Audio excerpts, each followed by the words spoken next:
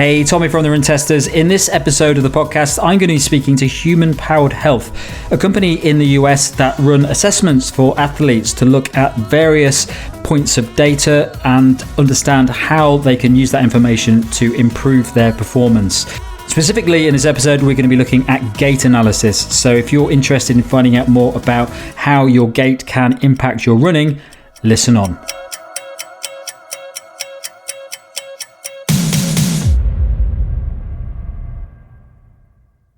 Hi, welcome Alyssa to the podcast. Thank you so much, Tom. Thanks for having me. Now, we met a while back actually in Boston when I think it was the day before I did Boston Marathon, and you guys invited me over to do some tests just to find out a bit more about my running, and probably nothing that I could use the day before a marathon. Absolutely not, no, but it was great data to get, yeah.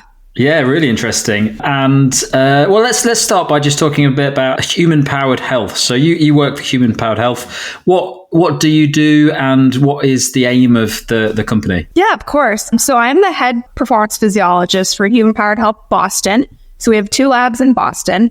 I oversee, the lab operations, the performance tests. We also have a lab in Minnesota. That was our first lab. And so Human Powered Health is a fairly new company. And just like in the name, we really want to empower people to take advantage of the tools that they have to make their health better. It sounds cliche, but we know some people don't take advantage of data as they should, or metrics and things like that to really improve their health. And there are so many small changes we can help people make that have huge impact on their health. And so we give access to everyday people. Anybody can come into these tests to, VO2 max testing, lactate testing. We have a DEXA scan. We do gait analysis, obviously, and some nutritional components like a sweat analysis or resting metabolic rate. And our true passion is explaining these results to the people and giving them some actionable, I call it homework, some actionable recommendations that they can then go home, implement these recommendations, and then we can see how their numbers improve. So they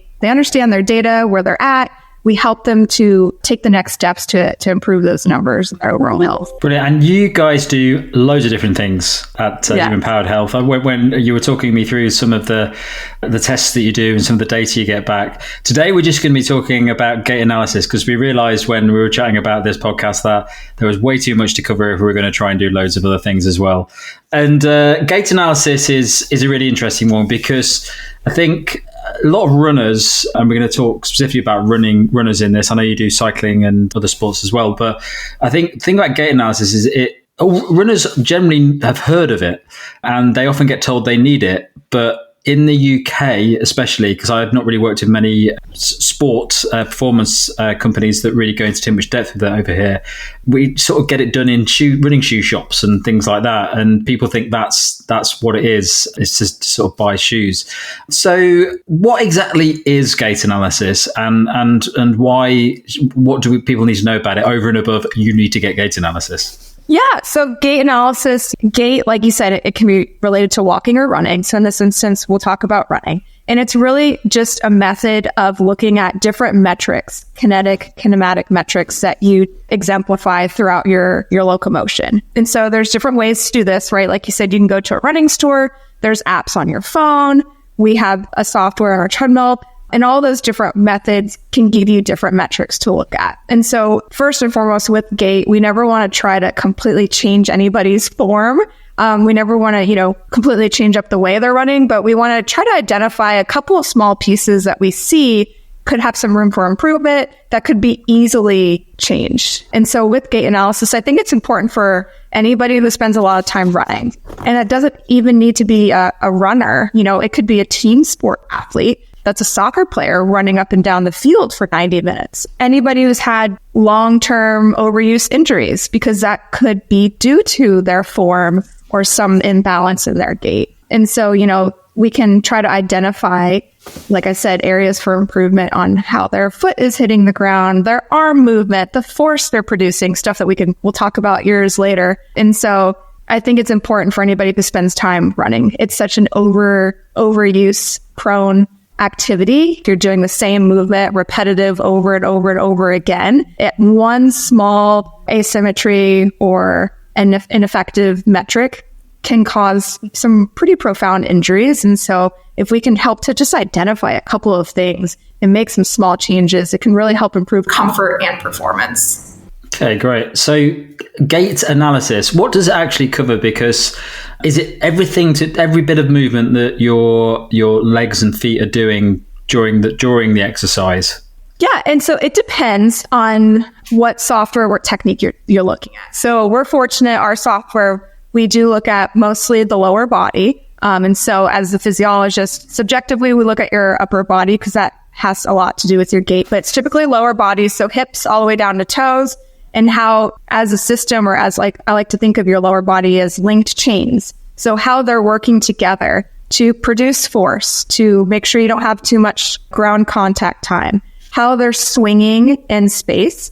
So we like to think of it as like gravitational forces, how your limbs are moving. There's ideal ranges for flexion, extension of the hip, knee, and ankle. There's ideal ranges for how far you're swinging, for where you want to hit the ground. So our system here is really great because we can get all those metrics. So, other systems, they tend to use joint angles, which is great. Like if you have an iPhone and you can do it at your local track and you can watch, it'll create the segments. I'm sure most people have seen on there. Ours, we can look at the actual amount of force you're putting into the ground, which is awesome as well. So it's a combination of kinetics, so force you're putting into the ground, how you're reacting to that force, and then kinematics is, your limb movement and where you are at. Sounds like there's a lot to it. Yeah, there is. Good job. We've got a whole podcast on this. For most people, for most beginners, we get a lot of questions on the channel when we're reviewing shoes with people asking about gait and getting your gait checked in running shoe stores. For those people that really haven't had it done before, what is the major difference between what you guys do and what you would get from, say, just going to the running store and going on a treadmill? Yeah. So at a running store, I love that they do this. They will typically watch you run, up and down a couple of times within the store or outside. What they're usually looking at is the amount of supination or pronation that they see in your feet and ankles, and maybe how you land and things like that. So they're looking at kind of the movement of your feet and ankles, with the goal in mind being what shoe is going to help support this movement best, pretty much, which is great. I still go and get that done. I get in the proper shoe. Awesome. What we do is, we look at where are some improvements that could be made with the whole system. So ground contact time, ground reaction force, forward lean, like I said, those joint movements. And then we give recommended running drills, strength exercise, things like that to improve. So the running store is usually focused on the shoe, which is perfect. You need that. You need that good shoe that's going to support your ankle and foot movements. A gait analysis is focused on the whole picture of how your entire lower limbs are moving pretty much. Okay. All right. So if we look at running shoe stores as doing something a little bit different than what you're doing, when people come in to speak to you guys, what is it? What is they're really looking for? What are they trying to solve? Yeah, most people, they just have no idea if they have good running form. Usually if you go into the gym and you strength train, you can watch yourself in the mirror, make sure your form looks good and things like that. Unless you've had somebody record you running, they have no idea what they look like or if their form is good, because they have nothing to compare it to and things like that. And so what they're looking for is that validation of, oh, you actually are running in a great manner. Here's a couple of things we can run. So one, they're looking like, do I have good form or not? Because if they've never had a coach or anybody tell them otherwise, they're kind of looking for that. And then the other thing is, like I said, just a couple of key tips on where to improve. Everybody can always improve in some places. And so they're usually just looking for a couple of key metrics that they can improve. I think it's probably safe to say that most of the people I know probably wouldn't ever look at getting any sort of analysis or anything unless they were maybe at the point where they were becoming a bit more competitive and they were trying to get PBs, and they might be doing Boston Marathon or something and they really want to hit that sub 3, and they'll take anything they can get. They'll try and fix anything in their body. Is that the main sort of person that you get doing it, or do you get all sorts of people coming to We get all sorts of people. Like you said, we get that elite athlete that's looking for just that 1% advantage or improvement. And then we get the person who's just starting off running and they want to make sure they have good mechanics and good form so that they don't get injured or have overuse injuries. And then we might get the person in between who has been running for a while and they just keep feeling this pain in their knee and they're not sure. And so that can also be almost used as a diagnostic tool or a problem-solving tool to figure out why they've been having certain pain or aches and things like that. So we here at our lab, we get everybody on the spectrum, which is great because every conversation is different, every person is different, and the recommendations are going to be different as well. That's good. That leads on to our next question. So is there an average gait analysis? So if somebody came in, would they all get the same thing, or do you review what they need and then modify it based on what their sort of strengths and weaknesses are already? Yeah. So our overall goal at Human Powered Health is to treat everybody, make sure their experience is customized. And so I believe when you came in, we typically ask them for 3 different speeds that they would like to test out. Let's talk about your long, slow run. What speed is that? Let's do, your workout upbeat tempo pace. And then let's do your ideal race pace. And so we like to customize it to those speeds because that's what you're actually going to be running at. So we should probably look at that for those speeds that you're spending that time at. And so those are going to be custom for every person. And then the metrics that we look at are all the same, but then the recommendations are going to be different too. So if I get that elite athlete who's trying to get that 1% improvement, I'm going to give them probably a little bit more advanced drills or strength exercises. Whereas if I get that beginner or novice, I'm going to give them a little bit more basic drills and exercises to make those improvements.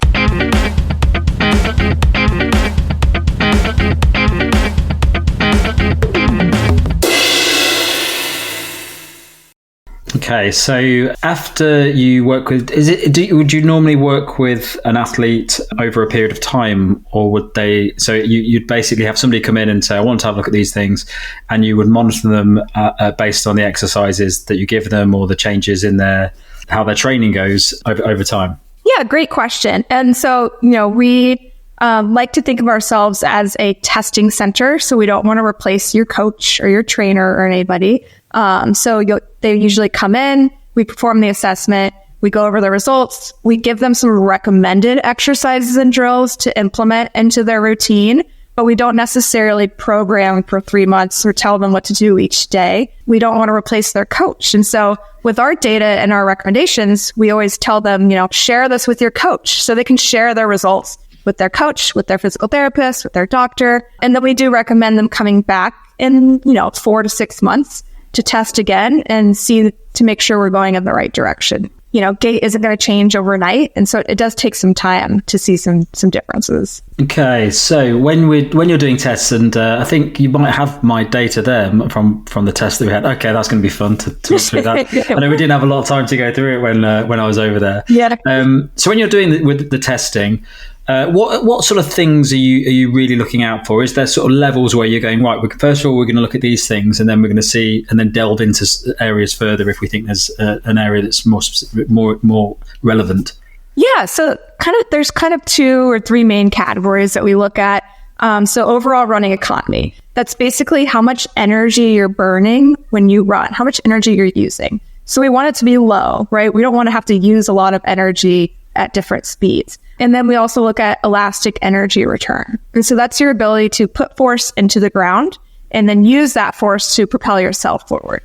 So those are 2 main categories along with the limb movement. So my joint, my range of motion, hip flexion and extension and things.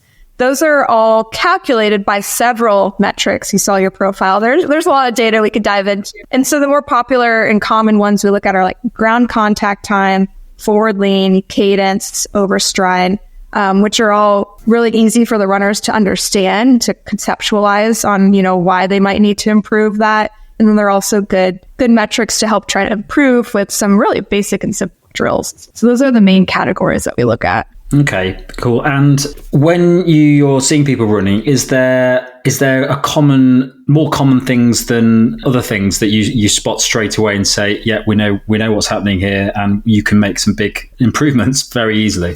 Mm-hmm. Yeah, definitely.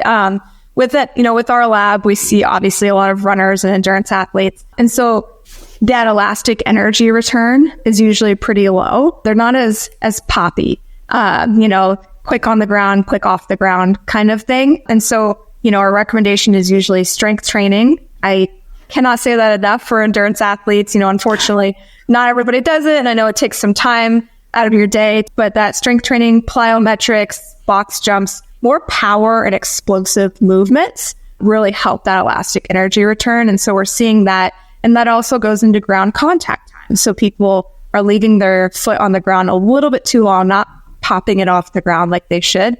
Those are the two most common ones that we see. Okay. And if you were to help people to not do that so much, what would their plan look like, and what sort of things can they expect to be doing to actually improve? Let's look at the sort of elasticity side of it. It would depend on the level of athlete too, right? So it can be simple drills, A skips, B skips, high skips, things like that. Just incorporating that into your warm up. Those are a great part of a warm-up. If somebody already does that and they're more on the elite side, I would give them some bounding exercises, some plyometrics, ankle hops, box jumps, and things like that to increase your efficiency at landing on the ground and then quickly coming back off the ground. So like you're running on hot coals, kind of. And then in the weight room, just general explosive movements as well. Those box jumps, and then also powerlifting exercises if they're at that elite level too. Quite a lot to do to add to my list. It's all a scale, right? So I would never, somebody comes in, we never throw 20 exercises at them. We give them, like I said, 2 or 3, hone in on, just a couple of things. It's not so overwhelming. Okay, and what would you say is, I'm a coach and I do have to look at people's running form and things like that, but I always have sort of a level of it where some things I'll look at and go, that really needs to be fixed. That's a fundamental problem that either is, might cause an injury further down the line, or it might just be making their running really hard to do. And then some things where you look at it and you go, that might help a bit. That's going to be a marginal gain, but it's not a concern. How do you what are the things that crop up that you see where they sort of fit into those two areas? Yeah, choose your battles, right? I think, I'd call this like a red flag, right? So in our system, we can see asymmetries between the left and the right side. If we see really large asymmetries, like greater than 10%, we know based off of research that can lead to injury and decreased performance. So a major one we look at is, are you having large differences between your left and your right side? And we know, especially for running, that over and over, repetitive movement over time, some of those asymmetries could lead to injury. So that would be something that would determine whether we, pick on that one to help improve as well. And then just based off of talking with the person, their injury history. If they've always had an injury on one side or in one certain joint, then maybe seeing what that joint is doing during the gait analysis and seeing if there's room for improvement. Well, I'm sure we'll spot some of those things in a minute when we look at my data. So we do a lot of running shoe reviews. We test a lot of running shoes over at the Run Testers. I know from speaking to you that you don't do the same thing that running shops do, where they might suggest a shoe based on how your gait is. But how do running shoes play into what you do? Do you learn things about maybe the shoe isn't right, or that might be what's causing it? Can you see those things in the analysis? Yeah, so typically if somebody's interested in a couple of pair of shoes, they can bring them in and we can compare the shoes as well. So they can do the same speed with 2 different shoes, and it'll tell us the differences between their economy, their efficiency, their contact time, the shoe absorbency. So we can directly compare the 2 shoes and see which one is, more economical for them as well. But, we're not shoe experts. So that's why I think it's still great, to combine these 2 different types of gait analyses with the running store as well. Because I don't have the knowledge about all the different shoes that are out there. I'm more biomechanics related. And so if somebody brings in 2 pairs of shoes, I can tell them the metrics, that we see behind them. But then I think it's still great to have a relationship with the running store and send them back there. And here we send them with their gait analysis to the running store. We have a great relationship with some, and they can look at that and then also watch themselves and then do a shoe analysis and see what shoe is best for the person. But yeah, for our software, we can directly compare to 2 different shoes if the athlete wants to see which one they're moving more efficiently in. And how, if you've looked at an athlete running in different shoes, how different can it be, the 2 shoes? Yeah, it can be pretty different. As you can imagine, right, if you're using kind of like a trainer versus a racing flat, there's differences there. But we've seen some people bring in maybe version 1 of a shoe versus version 2. And, there's always slight changes that they make. And so the person wants to know, like, is it okay for me to transition into version 2 right now? And so sometimes we'll see, well, actually, you might want to look at a different shoe because this version 2 is causing you to have some different changes and, the way you land, your ground contact time and things like that. So we've seen some pretty interesting changes between actual same brand shoe, just like the next version. And I won't name any, but yeah, it's been actually interesting doing shoe comparisons. That's really interesting. I'd love to test that out. I'd love to spend a whole week at the lab just going through my pile of shoes and seeing what I should and shouldn't be wearing.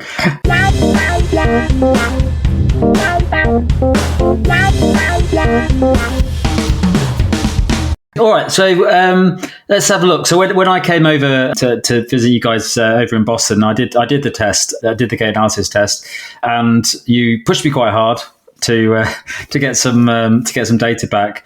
So I thought it would be useful if we just have a look at that and see what it tells. I know you gave me a bit of an overview when we spoke, but it'd be great to have a look at the data you got for me and just see what that actually means and if I'm getting it completely wrong in terms of how I run. Yeah, would love to. And I've got it pulled up on my screen right here. So we had you do 3 different speeds, 12, 14, and 16 kilometers per hour. And so yours, in our software, it gives you a runner's profile. And so your runner profile is an eco sprinter, which is fantastic. That's the best overall that you want to be. So congrats. And that is that's going to be based on all the different metrics that it gives us, different demographics and things like that. And so the eco sprinter is the best combination of performance and injury prevention. So a couple of other profiles that are out there typically are like a quick stepper, a constant glider, things like that. And so most of them either lean really heavily towards good injury prevention, but not great performance, or the other way around, really good performance, but more prone to injuries. So that the eco sprinter is the best overall. So you did nice. Really... I'll take that. Yeah, the other guys will be annoyed about that. Yeah. And then your running economy overall, so the amount of energy you're burning while you're running, was very low, which is good. So it gave you, an A+ grade for all 3 of your speeds, which was awesome. And then, some of the metrics that you and I talked about that could be improved upon were your forward lean. And so for you're kind of upright a little bit too much. And so when we're running, we want a little bit of a 2 to 5% forward lean. That just helps with momentum. It helps that when you do put your foot down into the ground, it's at an angle to propel yourself forward instead of just straight up. And so, some recommendations we would give you are some sprinting drills. So leaning up against a wall to do high knees, to do butt kicks, to do fast feet, things like that to get you in that more angled forward position. Your ground contact time was fantastic. Your cadence was great. I think, let's see, one more thing I had for you here. We look at foot strike as well. So where on your foot you're striking the ground. So for these trials, you were more in between the midfoot and the heel. And so, we don't need to be running our toes necessarily, but we definitely don't want to be heel striking. And so we want to make sure we don't go all the way back to that heel. So some drills that we would give you would be simple A skips, B skips, ankle hops, things like that to push you forward on the forefoot of your foot. Interesting. Well, let's so the bit you talked about there with the leading forward. So I know there's a thing with running clubs where they talk about lifting yourself up so that you're sort of pulling your body up straight. Is that as a general rule? Is it like just a little bit of a lean? Just so. Yeah, if you think 2 to 5%, it's very minimal. And what when I recommend to people is it's not leaning at the shoulders, right? We don't want to round our shoulders. It's a slight hinge of the hip, basically. Yeah. And if you think about it, the ideal place that you strike the ground is, slightly under your hip. And so if you are completely straight up and you strike the ground under your hip, that force is going to put you vertical. Whereas if you have a little bit of forward lean and you're striking the ground this way, that force is going to have more of a horizontal nature to it. So more horizontal propulsion, which is what you want to propel yourself forward not just going. Yeah. Do you get the opposite quite a lot as well, where people are really leaning too far forward when they're running? Not as much, actually. So most of the time we see people are nice and not a board, but they're usually more straight up than the forward lean. Okay, interesting.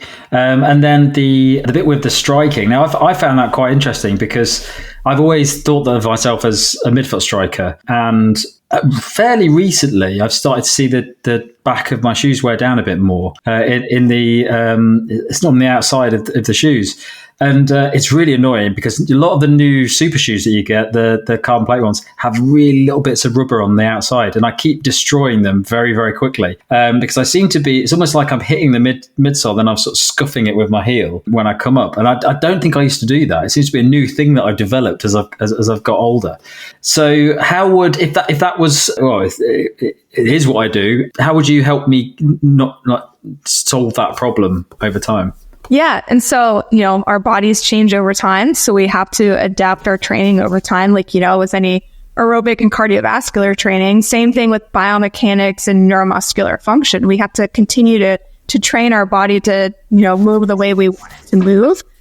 So incorporating, more of those explosive drills where you have to be on the balls of your feet, just tiptoe walking and tiptoe jumps as well would help. And then with a lot of these too, with cadence, with arm swing, with heel striking, if you just dedicate a couple of minutes during your run to really focus on those things, that helps as well. It's hard to focus on it the entire 12-mile run, but if you say, okay, the next 5 minutes, I'm really going to focus on my arm swing, or I'm really going to focus on my foot strike, things like that, and then take 10 minutes mentally off to relax, and then, okay, now I'm going to focus on it again. So, also implementing those changes throughout your run too, dedicating, time to think about it and focus on those as well help. So aside from that, is there anything else that you noticed in my data that's interesting to know? I know there's about 3 pages of stuff that you sent across to me. There's a lot of data, right? Going back to the whole like supination and pronation too, with the running sore and things like that. That's something that we don't necessarily try to change in somebody. Everybody either supinates or pronates or is, neutral. And so what we do is we just make them aware of it and say, hey, it looks like you're a supinator. Make sure you know that when you buy your next shoe and you want a shoe that supports that and supports your foot in that motion. With yours, let's see, we had some larger degrees of step separation. So that meant, and I think it was, especially when we got in the faster speeds. So as you were running, where you were planting your foot got a little bit farther and farther away from your midline. So that's that step separation. And we see that especially in the faster speeds too. And so that could be an indication of tight abductors, kind of pulling your legs out. It could just be basic mechanics of running at those faster speeds. So some recommendations we would give would be doing strides or 100-meter sprints and things like that after your longer runs, just to get that form down and keep your feet kind of towards more the midline and not have them land outside as much. But yours was really good. Right, I'll take that. Yeah, you were great. Yeah, you were on par with an elite level marathoner for the majority of your metrics. These are right, I'm going to use that as a quote on. Please do. Put me on. All right. So if you're there's a lot of things that you can do with the data that you get, and there's obviously a lot of changes you can modify over time. But is there a risk? Should people worry about all these things at the start of their running, or is it something? I often I was talking to a friend the other day who's fairly new to running, and he was asking about all these different things about form and how he should be using his arms and everything. And my view on it is always your body does adapt over time. If you're completely new to it, it's like an alien thing to do, isn't it? Running, and you're not going to get your form right, but the body does sort of learn quite well how to do things. I suppose that's the same thing with like sort of leaning forward a bit. Your body will adapt alongside it and learn how to run effectively. But how do you, if somebody comes in and is completely new to running, do you have to be very careful with them and say, well, actually, these are things you don't really need to worry too much at the moment until you get to the point where, you are running a bit more competitively and running longer distances, and it might become more of a problem? Yes, of course. Like you said, the body is really good at figuring things out. So if you go out for a run several times a week, it's going to figure out the best way to move. If somebody was new and coming in, it can be extremely overwhelming, all of these metrics. And so like with anybody, we only choose 2 to 3 to talk about. And it's going to be the 2 to 3 that are, for somebody new, important for injury prevention. And so, the large asymmetries between left and right, if we see any big differences, we know that that is a big indicator of risk for injury. We're not going to be too concerned with the forward lean probably because there's, not a lot of risk to that. That's mostly for performance.